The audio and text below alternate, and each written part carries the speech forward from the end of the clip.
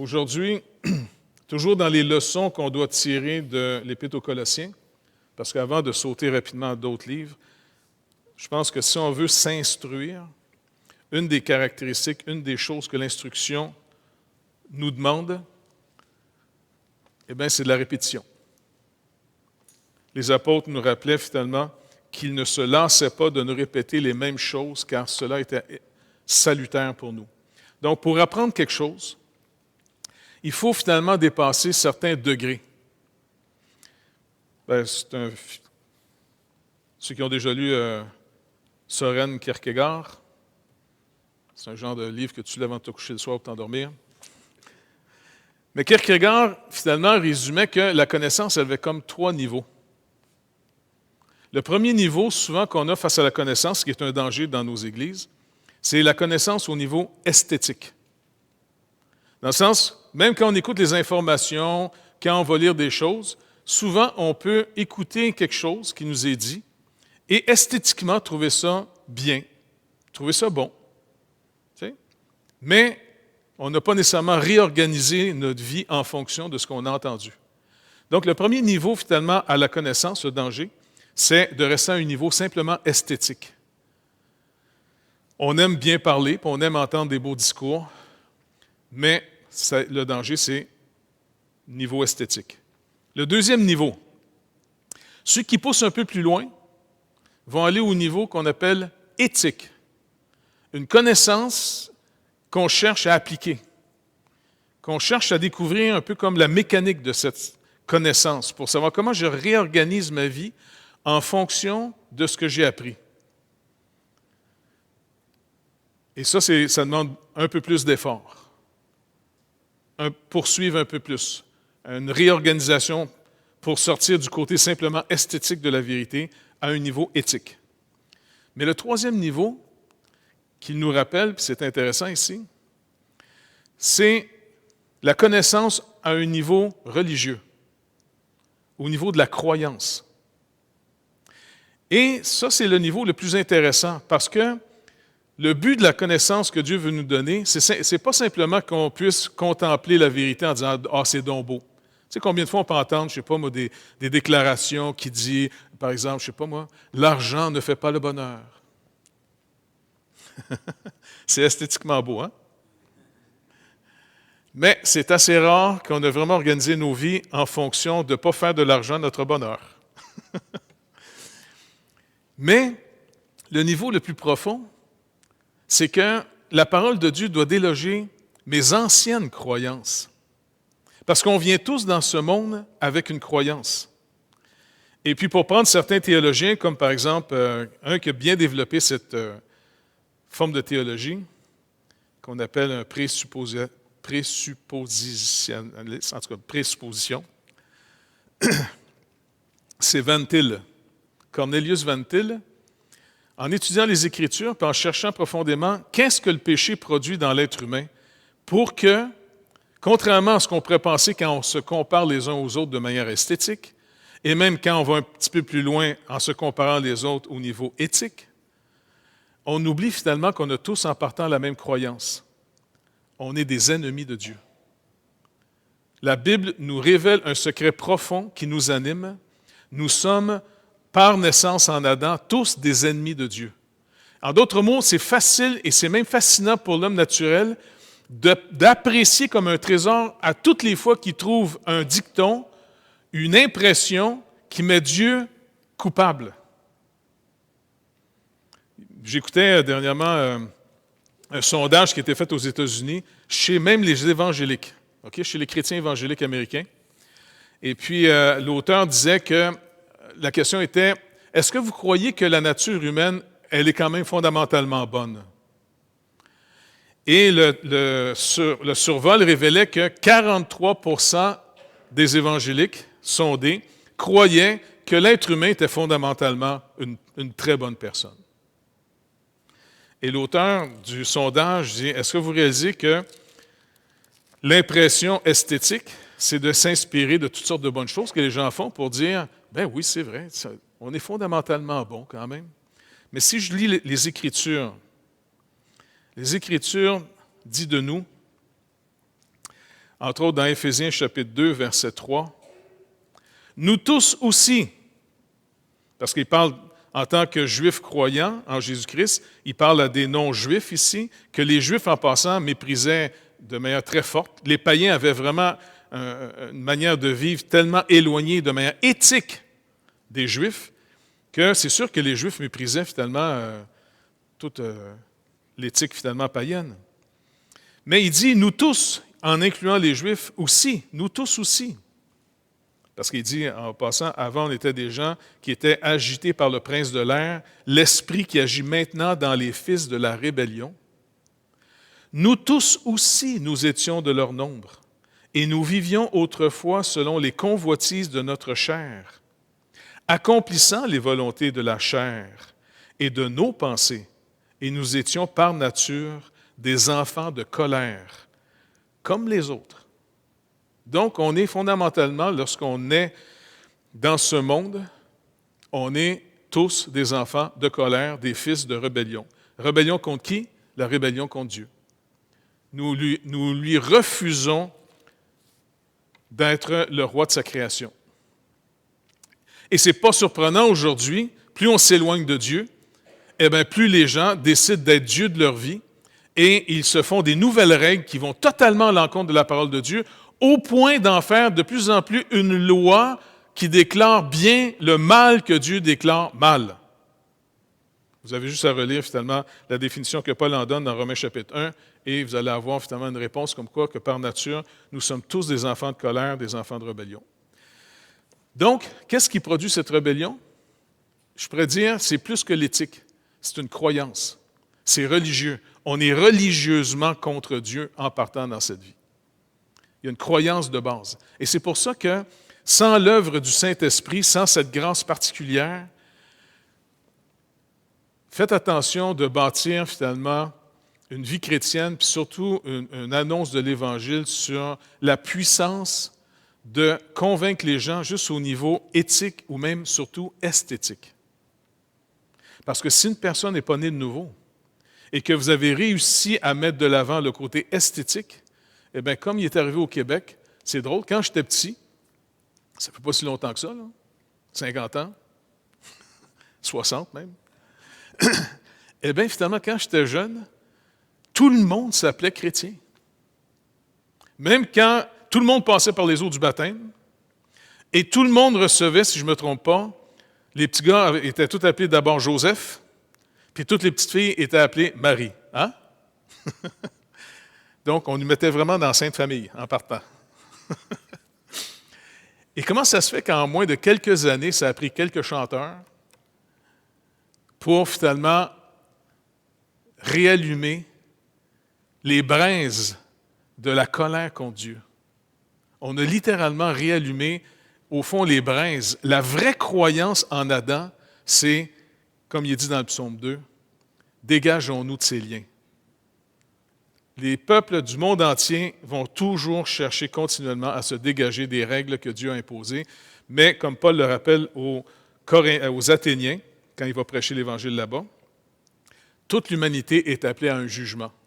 Et la norme par laquelle Dieu va juger tous les êtres humains, c'est Jésus-Christ, l'homme, qui l'a ressuscité.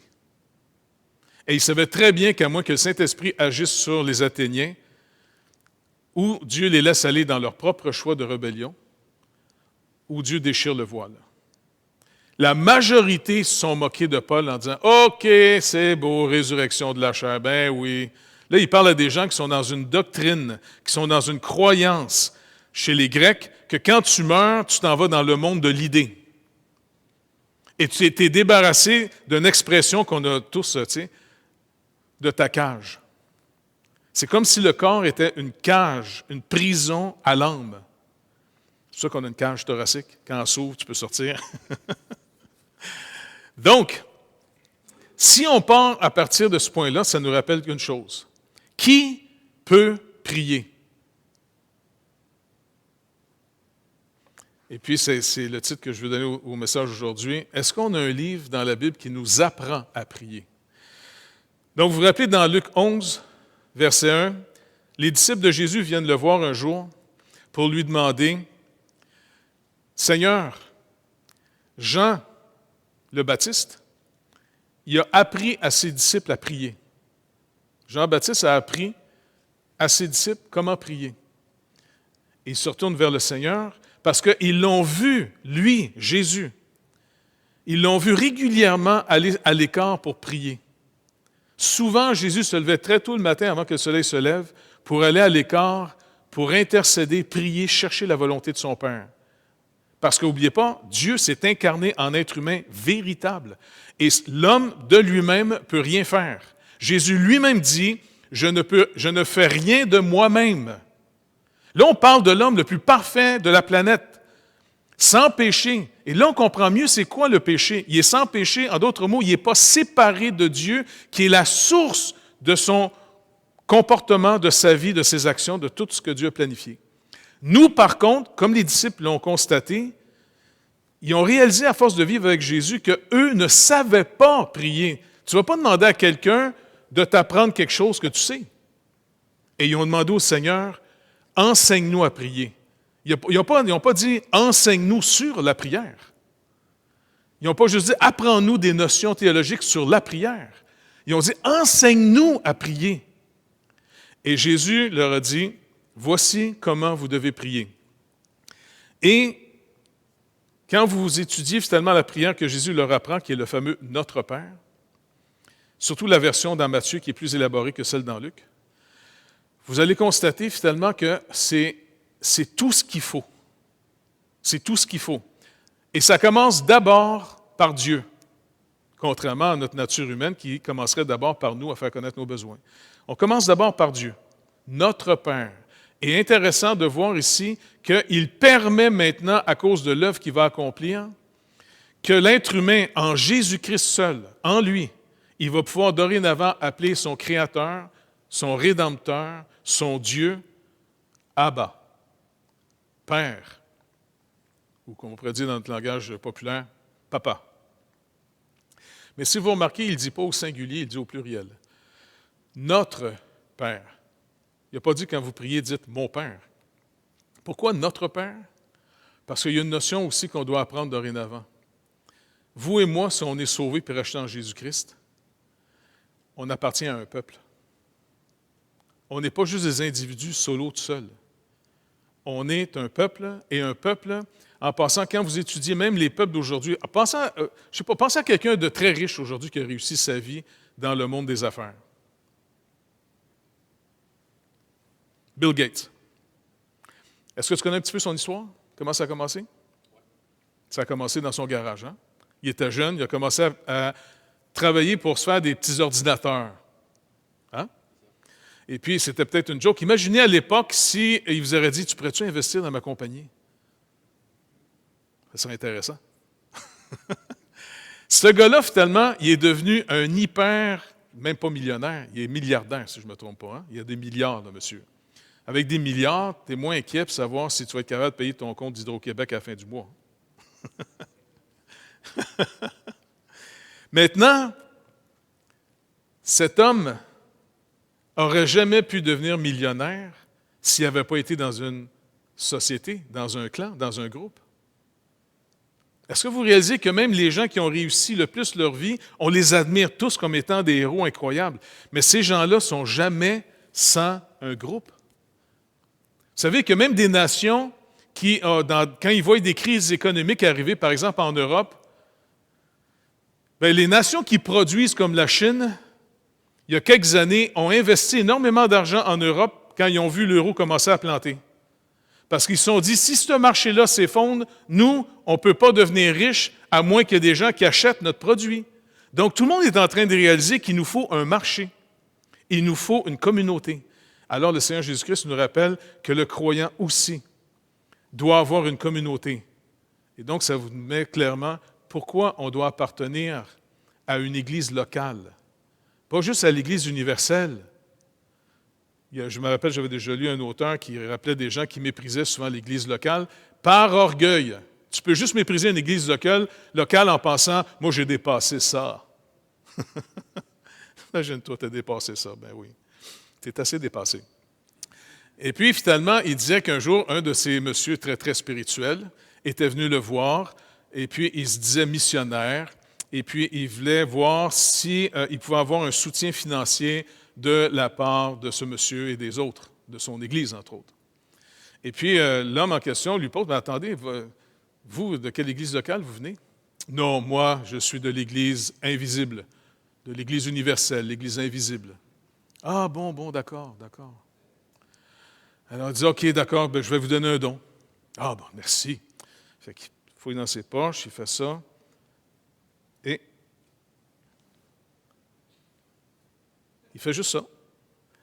Il dit, « Mais qu'est-ce que je vous ai donné un don invisible, puisque vous êtes dans l'Église invisible. » C'est donc que les spirituels, quand c'est le temps d'avoir du cash, ils deviennent très concrets. Alors, finalement, pour nous, c'est important de réaliser que quand Jésus apprend à prier le Notre Père, c'est pour dire, quand tu vas prier, je vais t'apprendre comment prier, car sans moi, vous ne pouvez rien faire. Il faut revenir à cette parole-là sans arrêt, parce que le danger, c'est qu'on a l'impression qu'on peut prier, que notre cœur déborde, puis on va simplement prier. Je vais juste revenir sur certains points ici. Donc, quand Paul parle aux Colossiens, qu'est-ce qu'il leur a dit d'abord? 1:3, « Nous rendons grâce à Dieu, le Père de notre Seigneur Jésus-Christ, et nous ne cessons de prier pour vous. » Maintenant, imaginez d'avoir un gars comme l'apôtre Paul et son équipe qui intercéderait pour nous, l'Église ici à Fabreville. Ça ne serait pas intéressant, ça? Vous ne seriez pas intéressé qu'un gars comme l'apôtre Paul prie pour vous? Moi, là, je serais très, très intéressé. Parce que lui, il sait comment prier. Il sait s'attendre à Dieu. Il n'est pas juste quelqu'un qui est bon par lui-même. Il a appris à marcher avec Dieu. 1:9, il répète encore, « C'est pour cela que nous aussi, depuis le jour où nous en avons été informés, nous ne cessons de prier Dieu pour vous. » Donc, on voit ici, il est en train de leur dire comment il intercède pour eux, pour les Colossiens. 3:1, « Si donc vous êtes ressuscités avec Christ, en d'autres mots, si vous êtes nés de nouveau, si vous êtes ressuscités avec Christ, cherchez les choses d'en haut, où Christ est assis à la droite de Dieu. » Maintenant, comment tu fais pour chercher quelque chose? Il faut que tu cherches la chose dans sa dimension. Si, par exemple, vous cherchez à aller à quelque part aujourd'hui, eh bien, vous allez chercher le moyen concret pour aller concrètement où vous devez aller. Mais si Paul nous dit « cherchez les choses d'en haut », comment on peut les chercher, les choses d'en haut? Il y a juste 2 sources possibles. La parole révélée par l'intercession. En dehors de ces 2 moyens, la prière et la parole, vous n'avez aucun moyen d'aller dans la présence de Dieu parce que l'homme naturel, ce n'est pas des choses qu'il peut concevoir de lui-même. Ce n'est pas des choses qui sont venues naturellement à l'être humain. Ce n'est pas des choses qu'on voit ni qu'on entend, à moins d'aller dans les Écritures pour recevoir le conseil de Dieu. Au chapitre 4, verset 2, il leur a dit « Persévérez dans la prière », qui serait mieux rendu par la prière, persévérez, restez alerte. Veillez-y avec action de grâce. Maintenant, la caractéristique d'un croyant rempli de l'Esprit, c'est non seulement il apprend à prier, mais en plus, il y a une caractéristique pour ceux qui sont remplis de l'Esprit. Ils ont toujours une action de grâce à rendre à Dieu. Ils sont extrêmement reconnaissants parce que, comme Paul leur a rappelé aux Colossiens au début, ces gens-là savent à quoi ils sont destinés. Ils sont en train de contempler l'œuvre de Dieu à leur faveur. Mais plus tu es ignorant de ça, plus tu te regardes, bien, plus tu te regardes, puis plus tu regardes ce que tu fais, bien, moins tu regardes ce que le Seigneur a fait. Et comme Spurgeon l'a déjà dit, plus tu vas te regarder, plus tu vas déprimer. Mais plus tu vas regarder au Seigneur, plus tu vas te réjouir, peu importe la condition. C'est pour ça aussi, pour faire un... Il dit « Priez en même temps », verset 3-4, « Priez en même temps pour nous, afin que Dieu nous ouvre une porte pour la parole, en sorte que je puisse annoncer le mystère de Christ, pour lesquels je suis dans les chaînes, et je le ferai connaître comme je dois en parler. » Et le faire connaître comme je dois en parler. Donc, est-ce que vous réalisez que l'apôtre Paul, puis ça c'est vraiment une lettre qui est pour nous autres très d'actualité, Paul écrit en plein confinement. S'il y a plein de gens souvent qui disent hey, « c'est dangereux, non, il faut désobéir au gouvernement, il faut se rassembler pareil, même s'il ne veut pas », l'apôtre Paul faisait son travail en prison ou hors prison. Il n'a même pas prié ici, les Colossiens, en disant « S'il vous plaît, suppliez Dieu pour qu'il me libère de la prison, pour que je puisse continuer l'œuvre de Dieu. » Ça, c'est trop psychique de demander « je veux être capable de faire ». Pourquoi? Parce que la plupart d'entre nous, si on n'a pas découvert comment marcher avec Dieu, on a découvert et on a cherché les méthodes du monde pour comment mieux manipuler, mieux contrôler. Et c'est là le péché le plus dangereux qu'on peut faire, parce qu'en passant, ça peut vous aveugler longtemps, parce qu'imaginez, par les méthodes de ce monde, vous arrivez finalement à avoir du nombre qui grossit. Combien de gens mesurent leur succès par le nombre qui grossit? Qu'est-ce qui dit que ton travail est vraiment un travail fait par le Seigneur? Et c'est pour ça que j'aimerais ça que dans les semaines qui vont suivre, toujours en s'inspirant encore une fois des leçons qu'on doit tirer de l'Épître aux Colossiens, parce que je ne voudrais pas que ça soit simplement un épître qu'on a lu comme ça et que ça soit une connaissance esthétique. Puis je veux que ça soit même plus profond que éthique. J'aimerais que ça puisse déloger des fausses croyances pour vraiment venir établir au fond ce que la parole de Dieu produit dans notre vie pour nous affranchir du péché et des ténèbres, la foi. La foi vient de ce qu'on entend vient de la parole de Christ. Si ça ne pénètre pas au niveau de la croyance dans nos vies, vous allez simplement développer juste un peu plus de morale, ça va durer pendant une saison, puis après ça, vous allez vous tanner, puis ça va foirer. Ou encore, vous allez bien en parler, mais votre vie, quand l'épreuve va arriver, va démontrer que vous n'avez rien reçu. Parce que faites attention, c'est très facile. Et combien de fois dans l'Ancien Testament, Dieu a condamné le culte des lèvres? Ces gens parlent de moi très bien, mais leur cœur n'est pas là. Quand est-ce que je vais savoir si mon cœur est vraiment dans ce que le Seigneur dit? Eh bien, ça va être au jour de l'épreuve. Quand Jésus, à son baptême, entend la voix du Père qui déclare devant tous, « Voici mon Fils bien-aimé, en qui j'ai mis toute mon affection. » Ça, c'est une parole qui commence un ministère public de Jésus. N'oubliez pas, il reçoit cette parole et il faut qu'il le vive comme nous-mêmes on devait vivre dans le jardin, par la foi. Car le juste vit par la foi. Si Jésus doit être le juste par excellence, il doit se mettre dans une condition qu'il vit par la foi. Comme Paul dit, tu ne peux pas espérer les choses que tu vois. Pas vrai? Si tu as la chose, tu ne peux plus l'espérer. Alors Jésus devait passer le test que nous, on a échoué. Nous, il est dit dans la parole de Dieu qu'on a échoué de vivre par la foi dans la parole de Dieu et on a vécu plutôt de nos propres sens. La femme, en regardant l'arbre, elle a constaté sur la déclaration du malin, c'est comme si le malin l'a provoqué à faire son propre jugement. Regarde l'arbre. Moi, je te dis que tu ne mourras pas. C'est un peu dans la démocratie terrestre de la rébellion.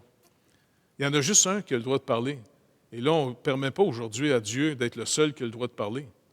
Il y en a juste un qui a le droit de parler sur sa création, c'est le Créateur. Et le Créateur dit, la journée que tu vas manger de ce fruit, tu mourras. Certainement. Le malin dit, non, tu ne mourras pas. C'est comme si, j'ai le droit à mon opinion, moi aussi. Non, tu ne mourras pas. Alors, qu'est-ce qui provoque? Je te demande maintenant, moi, là, je ne t'impose rien, je veux juste te donner mon opinion. Juge par toi-même. Combien de fois on entend ça dans nos églises? Juge par toi-même.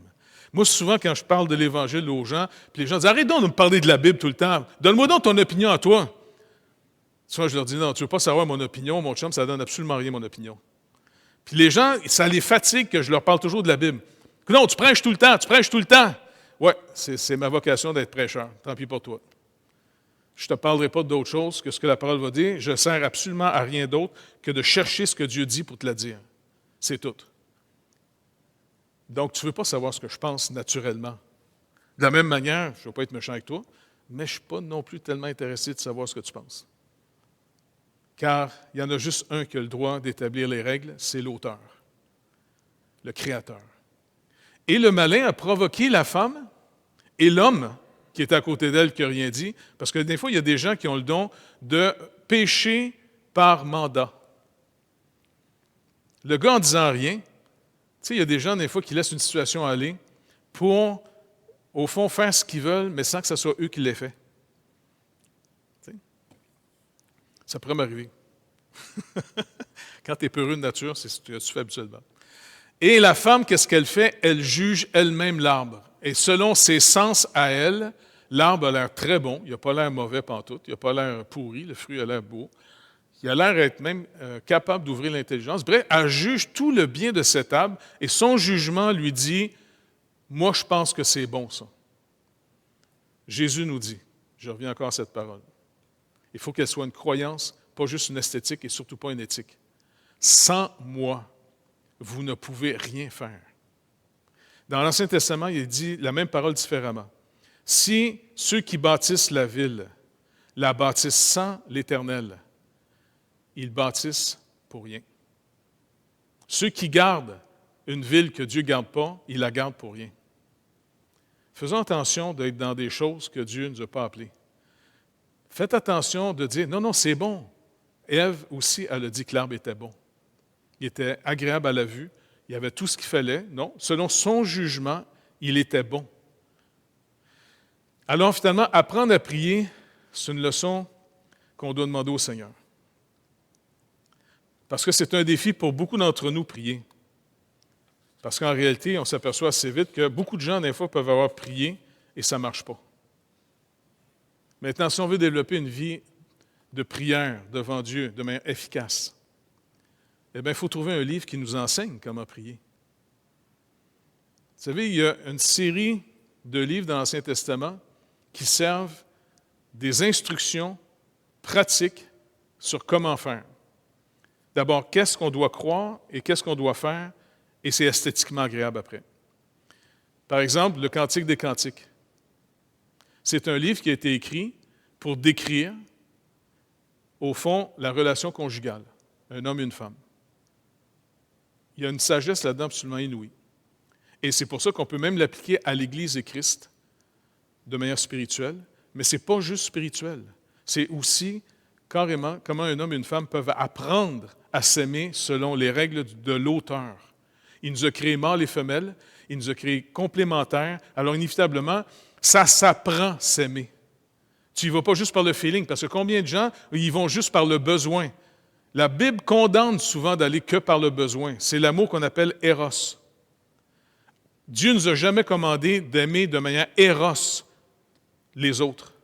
Parce que éros, c'est par besoin, c'est manipulateur, c'est un amour-haine, c'est l'amour-passion qui est vraiment dangereux. Il nous a commandé d'aimer de manière agapée. Et s'il nous a commandé, c'est que c'est un amour qui est plus accessible à l'obéissance, à la foi, finalement, c'est plus en relation avec « je peux croire ce qu'il me dit, même si ça va à l'encontre de ce que je sens ». Tu sais, aimer nos ennemis, de prier pour nos ennemis. Est-ce que vous pensez que c'est facile de faire ça émotivement? Si vous êtes capable, donnez-moi votre secret, parce que émotivement, tu passes de éros à haine. Mais comment on peut faire pour prier ou même pardonner des gens qui nous ont fait du tort?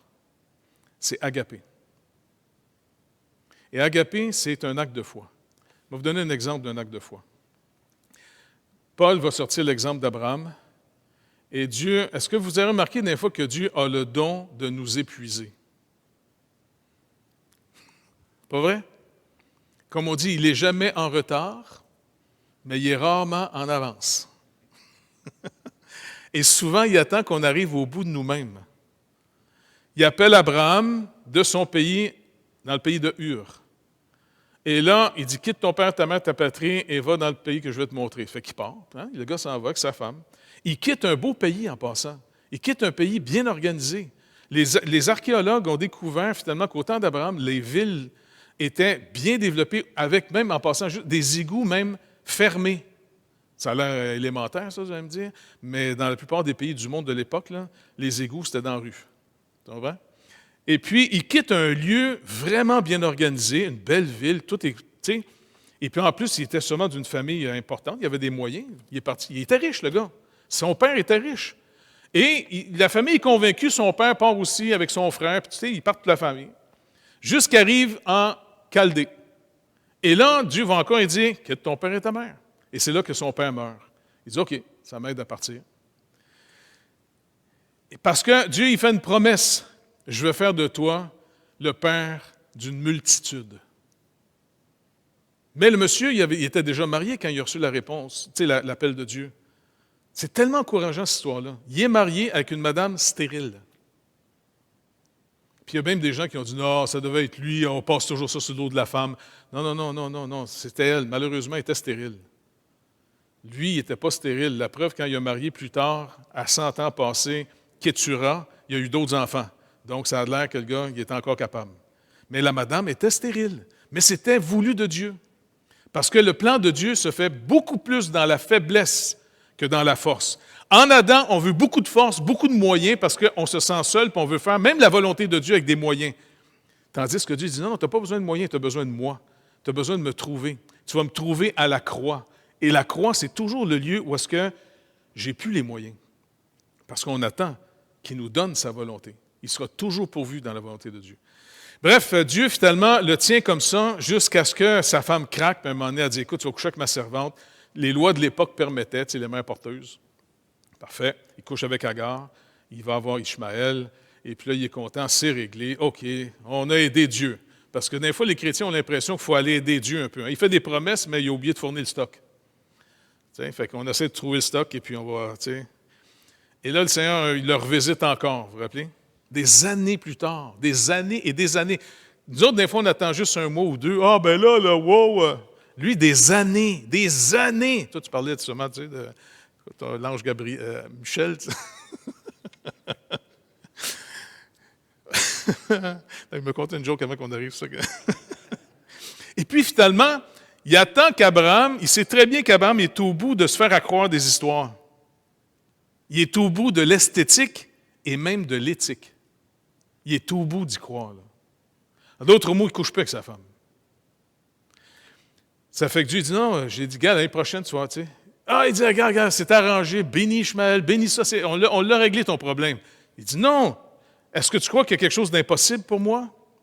Ben, le gars, il n'a pas osé rien dire, il avait la face à terre, puis il a ri. Mais un genre de rire de désespoir. C'est tellement beau de voir ça dans la Bible. Tu sais, un genre de rire en disant, ben oui, c'est ça. Puis Dieu dit, tu ris? Ben non. Il dit, ben justement, on a trouvé le nom du petit gars. C'est comique. Isaac. C'est un jeu. Même sa femme, quand il revient, puis il y a les 3 serviteurs, Dieu se cache dans les 3 gars. Puis il annonce ça à Sarah, tu sais, elle est dans sa tente, elle entend ça, puis elle est dans sa tente à se marier. Ben oui. Est-ce que mon mari a encore des désirs? En voulant dire, je pense que j'ai plus bien d'attraction sur le monsieur, puis on a manqué notre mission, tu sais. Puis il dit, Sarah, tu ris? Elle aussi. Non, non! Donc, c'est tellement encourageant, ces histoires-là, pour montrer qu'il y a une limite à ce qu'on peut nous-mêmes essayer de produire comme foi. Ce n'est pas cette foi-là qui est la foi que Dieu veut voir dans notre vie. C'est celle qu'il va produire lui-même. Et c'est pour ça qu'à prier, ça s'apprend. On doit faire mourir un aspect de nos vies qui s'appelle le côté psychique de notre vie, la puissance psychologique qu'on a, les moyens que nous-mêmes on pense avoir pour trouver comment on marche avec Dieu. Bonne affaire commence ici. Je suis inspiré pas mal de ces petits ouvrages. Là. En passant, si vous trouvez le livre de la vie communautaire, ça a été réédité. De la vie communautaire, ils ont aussi ajouté ce 2e petit livre qui était Ma Bible, ma prière. Et c'est dans ma Bible, ma prière, qui va finalement définir un peu comment on apprend à prier. Et il dit finalement, il y a un livre, comme le livre finalement du Cantique des Cantiques nous apprend comment s'aimer, hommes et femmes, comme le livre des Proverbes apprend comment avoir du discernement, comment régler des choses, bien, le livre des Psaumes, ça nous apprend à prier. Mais Bonhoeffer nous rappelle ici, n'oubliez pas, Jésus nous a dit, sans lui, on ne peut rien faire. Puis en même temps, qu'est-ce qu'il nous a dit? Vous allez prier le Père en mon nom. Qu'est-ce que ça veut dire? Trop souvent, les gens pensent que prier au nom de Jésus, c'est simplement faire une prière, puis après ça, mettre le timbre à la fin, au nom de Jésus. Non, non. Prier au nom de quelqu'un, c'est que lui-même prierait ce que nous allons prier. Parce que Paul a développé cette théologie, nous sommes en Christ. Nous sommes en lui. Alors, c'est lui. Est-ce que le Seigneur, si le Seigneur est en nous et avec nous, qu'est-ce qu'il veut prier maintenant? Il faut discerner sa volonté sur qu'est-ce qu'il veut prier. Et Bonhoeffer nous rappelle que c'est dans les psaumes qu'on va apprendre à prier. Il y a 150 psaumes, et puis il divise ça en 10 sections. Et c'est vraiment fascinant, parce qu'il nous dit ici, apprendre à prier, cette expression nous paraît contradictoire. Nous dirions, ou bien notre cœur surabonde au point que, de lui-même, il commence à prier, ou il n'apprendra jamais à prier. En d'autres mots, les gens pensent que si j'ai rien dans le cœur, j'ai rien à dire, mais quand je le sens, m'a parler. Une grave erreur. Or, c'est une erreur dangereuse. Aujourd'hui, il est vrai, très répandu dans la chrétienté, de croire que l'homme pourrait prier naturellement. Ce serait confondre le désir, l'espoir, le soupir, la plainte, la jubilation, tout ce dont notre cœur est capable par lui-même avec la prière. Ce serait confondre la terre et le ciel, l'homme et Dieu. Non, prier, ce n'est pas seulement épancher son cœur, c'est qu'on ait le cœur comblé ou vide, trouver la voie qui mène à Dieu et dialoguer avec lui. Nul n'en est capable de soi-même. Il faut pour cela Jésus-Christ. Rappelez-vous ce que Paul nous dit dans Romains 8, versets 26-27. De même aussi l'Esprit nous aide dans notre faiblesse, car nous ne savons pas ce qu'il nous convient de demander dans nos prières. Mais l'Esprit lui-même intercède par des soupirs inexprimables. Et celui qui sonde les cœurs connaît quelle est la pensée de l'Esprit, parce que c'est selon Dieu qu'il intercède en faveur des saints. Donc les disciples l'ont compris en voyant Jésus prier. Ils ont réalisé qu'eux ne savaient pas prier. Donc les disciples veulent prier, mais ils ne savent pas comment faire. Donc la première forme de connaissance qu'il faut avoir avant d'apprendre, c'est de comprendre qu'on ne comprend pas. Mais tant qu'on pense qu'on sait, on fait juste ajouter souvent sur une fausse connaissance, et puis on n'apprend pas comme il faut apprendre. Donc, il faut apprendre une chose. Est-ce qu'on est d'accord de dire avec Jésus, OK, on s'accorde avec toi? On s'accorde avec toi que sans toi, on ne peut rien faire. Par contre, puisque tu nous as sauvés, tu dis plus loin par l'apôtre Paul, mais par celui qui nous a aimés, on peut tout. On peut tout faire sa volonté. On peut même la connaître, la volonté du Père. Mais encore une fois, celui que Dieu nous a donné s'appelle la parole. La parole de Dieu faite chair.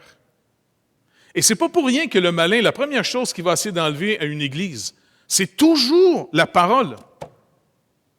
Tout le temps, au travers de l'histoire, c'est toujours le livre qui essaie de nous enlever, la parole de Dieu.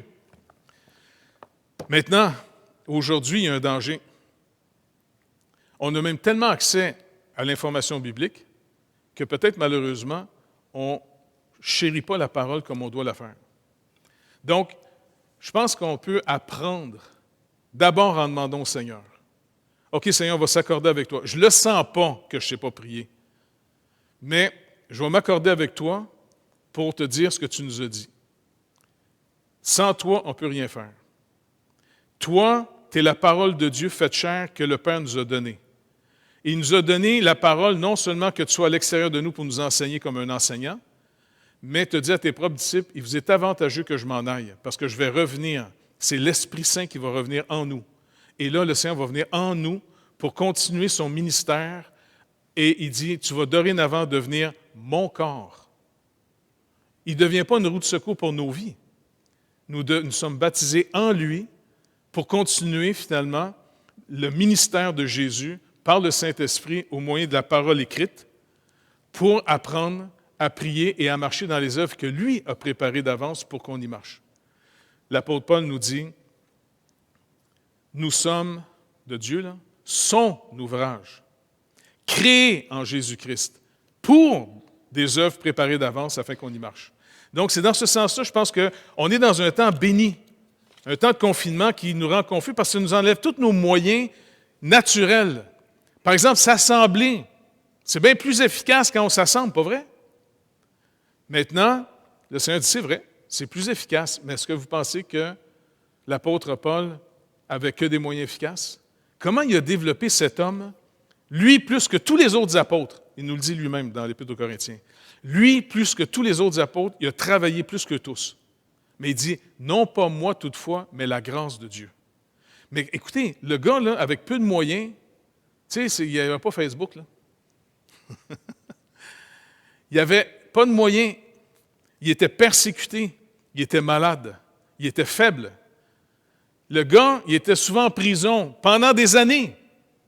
Tu sais, c'est pas nous autres, c'est juste quelques mois là, que là, on ne peut plus sortir trop. Ils disent restez chez vous. OK, tu sais. Puis là, beaucoup de chrétiens disent non, c'est contre la Bible, ça, c'est contre la. Non, c'est pas contre la Bible. L'apôtre Paul allait en prison. Tu penses que c'était contre la Bible, ça? Et l'apôtre Paul en prison travaillait encore plus efficacement parce que pour les Colossiens, quand il leur écrit, il est en prison.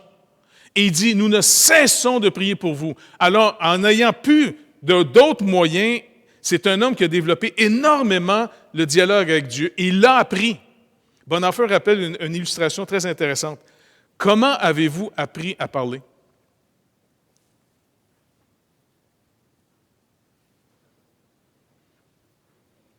En imitant nos parents. Notre père et notre mère nous ont parlé. Et on parle leur langue. C'est parce qu'ils nous ont parlé qu'on a appris à parler. Mettez un enfant au monde, puis laissez-le isolé. Eh bien, désolé, il ne pourra jamais apprendre à parler par lui-même. Il n'inventera pas une langue. Nous apprenons. Si quelqu'un me parle, je vais apprendre. Eh bien, le Seigneur dit, voici comment vous devez prier. Et les psaumes sont vraiment des prières de la parole de Dieu. Regardez bien, c'est vraiment un mystère bizarre, ça. C'est la parole de Dieu, les psaumes. On est d'accord avec ça? Mais en même temps, c'est des paroles de prière d'hommes qui se sentent abandonnés de Dieu, qui vont dire pourquoi si. Donc, il parle il y a la colère, le jugement, la joie, il y a toute la vie là-dedans. Donc, moi, je pense qu'il y a vraiment, on est dans un temps qu'on n'a pas le choix. Donc, il ferme toutes les portes. Il en laisse juste une ouverte. La prière. Moi, je pense que Dieu veut nous amener beaucoup plus proche de lui en ce moment. Puis que quand ça va être fini, le confinement, toutes les choses qu'on vit en ce moment, si on n'a pas pris le temps de croire la parole de Dieu, plutôt que de se plaindre à tous les jours, est-ce qu'on veut croire ce que Dieu nous dit quand il nous dit « Tout concourt au bien de ceux qui aiment Dieu, qui sont appelés selon son dessein ». Bon, à moins que vous ne soyez pas appelé par Dieu, puis vous n'êtes pas appelé selon son dessein, plaignez-vous, parce que c'est vrai que ce n'est pas le fun pantoute. Mais si vous êtes un enfant de Dieu, vous êtes racheté, vous êtes régénéré, c'est un moment où Dieu dit « Non, c'est un excellent moment pour toi ». Ah oui, comment? Je ferme toutes les portes, il t'en reste rien qu'une, viens me voir. Mais je viens te voir quand? Viens me voir tout le temps. Tu as du temps? Mais sais-tu quoi? Je viens de m'apercevoir, Seigneur, qu'après 5 minutes, je ne sais plus quoi te dire. Bien, justement, je vais t'apprendre. Je vais t'apprendre parce que, justement, dans toutes tes activités, tu as eu l'impression d'avoir développé une relation avec moi, mais tu as été beaucoup plus dans toutes sortes d'activités plutôt que de passer du temps. La preuve, combien de familles sont en crise, combien de couples sont en crise pour s'apercevoir qu'ils ne se connaissaient pas tant que ça? Combien sont contents de retourner travailler pour avoir la paix? Même quand j'entends, c'est triste à dire, là, mais tu sais, combien de fois tu entends des parents dire « Hey, il faut qu'ils ouvrent les écoles, je ne peux plus les endurer. » Écoute, c'est tes enfants à toi, ça. Puis on dit « Ah là, j'admire à ça les professeurs. Comment ils font pour endurer mes enfants? J'en reviens pas. Ça vaut la paye. » Est-ce que vous réalisez que Dieu envoie un peu le bulletin à tout le monde en ce moment pour dire « Voulez-vous voir relationnellement où est-ce que vous êtes rendu? Vous n'êtes même plus des familles. À la limite, vos maisons, c'est juste des dortoirs. Puis votre vraie famille, c'est quoi? Les gens au travail?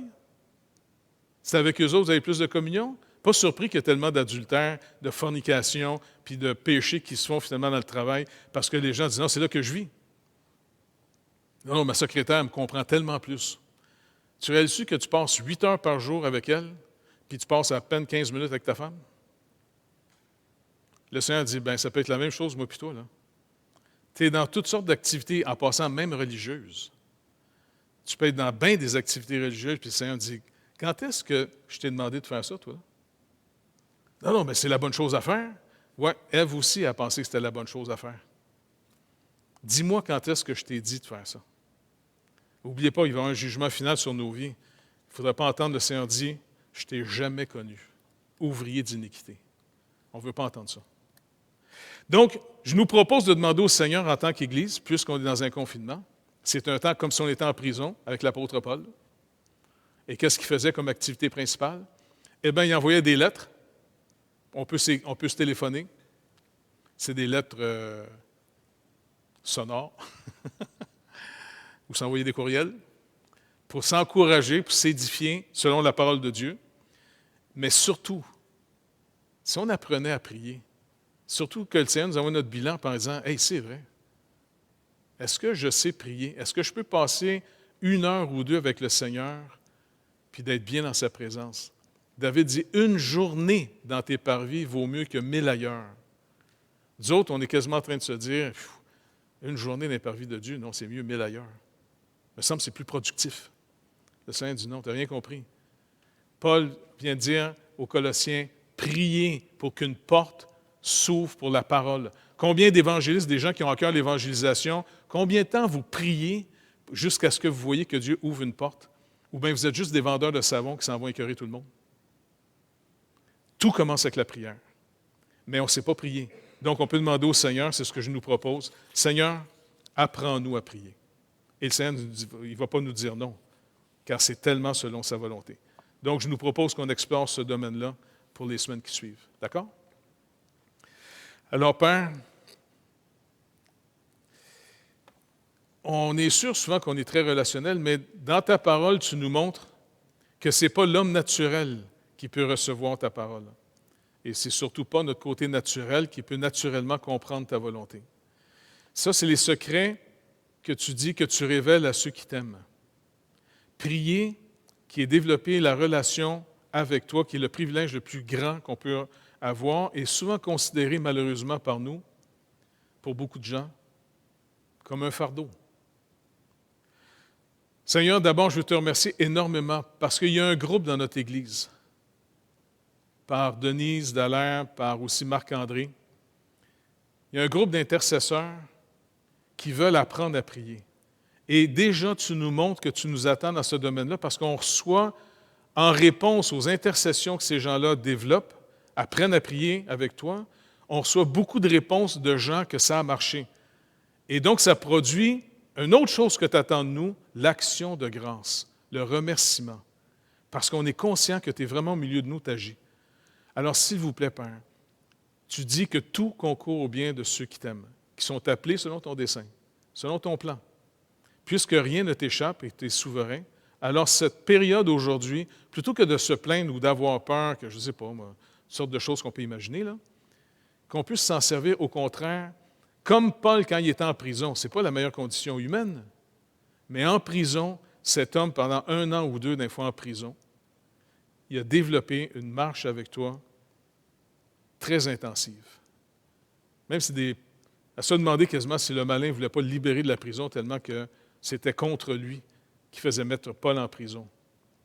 Apprends-nous encore une fois que tout ce qui semble faible pour l'homme naturel est le lieu où toi tu vas être fort. Et on ne veut pas être fort et toi faible, mais on veut vraiment te voir fort au milieu de nous afin que quand les gens se tournent vers toi, ce ne soit pas vers nous qui se tournent, mais vraiment vers toi, Seigneur Jésus, car toi seul peux sauver. Et trop souvent, des gens se convertissent à des églises et après, ils haïssent l'Église. Fait que Seigneur, s'il vous plaît, on ne veut pas que des gens se convertissent à un prédicateur, on veut que les gens se convertissent à toi, Seigneur Jésus. À moins que tu déchires le voile. Si c'est des moyens par lesquels les gens ont cru que ce n'est pas toi, eh bien, un jour, ça va mal tourner. Et ce que tu dis dans ta parole arrive, ça, c'est certain, Père. Donc, s'il vous plaît, qu'on prenne ce temps comme un temps de toi pour nous, afin maintenant d'aller beaucoup plus loin dans la prière, afin de découvrir la vie spirituelle en contraste avec la vie psychique. Merci d'avance, Père, au nom de Jésus. Amen.